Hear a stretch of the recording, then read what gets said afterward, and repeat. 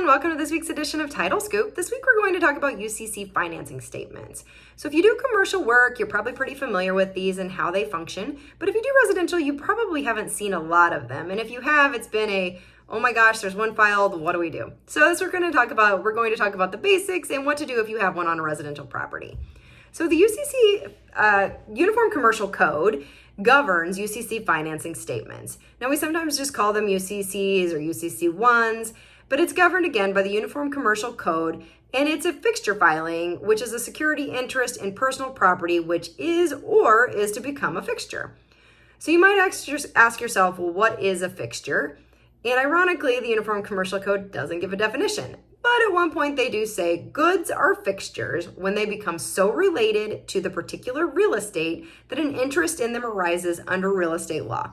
So fortunately for us, the courts have decided a little bit better definition and came up with a test to help us decide what is and isn't a fixture. So in determining whether or not an article is a fixture, a court applies the following test. They look at the manner in which the article or personal property is attached to the real estate. So is it permanent? Is it easy to remove it? They also look at the character of the article and basically how it's adapted to the real estate. Is it part of the real estate? Would people think that it belonged with the real estate? They also look at the intent of the parties. And what I mean by that is, was it supposed to be part of the real estate? So some of the items you might see that are fixtures on residential might be solar panels or a water filtration system. And if you think about it, if you saw solar panels on a house when you were buying it, you wouldn't think that the seller was going to take those with them when they left. So the intent was probably that they were going to stay there. So if it's not a fixture, it's simply goods or personal property.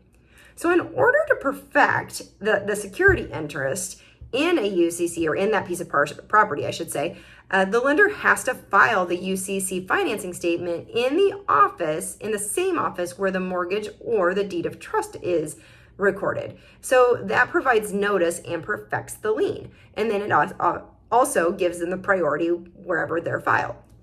So it could be different in your state. So if you're not sure how it's a UCC financing statement is perfected in your state, definitely reach out to your underwriter and find out if there's anything weird in your state or different that could affect how they're perfected. So UCC financing statements also, you might hear people say, well, they're filed at the Secretary of State, and that's true. A lot of times companies who do these are going to file at the Secretary of State and in the Office of Land Records just to perfect it and make sure that the notice is out there. So we're going to go over just a few things if you see a UCC financing statement in your chain and how to handle it. So first things first, if you see it, it hasn't expired, then you're going to show it as an exception to your policy. It could be a requirement depending on where you're at. Obviously, we do requirements and exceptions in different states, but the way to know if it's expired is, for the most part, UCC financing statements have a 5-year statute of limitations. There are a few states that deviate from that as far as how long a UCC is good for. So if you're not sure if yours is 5 years, again, reach out to your local underwriter and we're happy to let you know if it's different in your state. But the other thing you have to look at is, has that UCC financing statement been continued? Has it been extended? A lot of times that happens in the last 6 months of the 5 years. So it's going to look really similar to the original form, but at the bottom, there's a little section where it might say continuation, and that's where you'll know, okay, this has been continued and it's been filed. So you just have to look at those pretty close. There's little boxes and you can read those and find out what's happened on it. If the UCC is recorded and it's expired and no continuation has been filed, you don't need to show it. So think of it a little bit more like a federal tax lien. And if it's expired by its terms and hasn't been continued, then it's not a lien on the property anymore. If you do show one because it's within the statute of limitations, there's a couple of ways to handle. One, you can pay it off. And if you do that, you pay it off in full, then it gets terminated. So there's no lien on the property.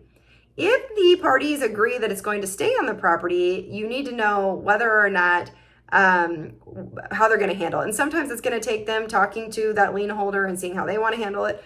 But often if you're going to have a mortgage, you're going to have to get a subordination from that lien holder so that way your mortgage is in first lien position. Otherwise, you're going to have some issues.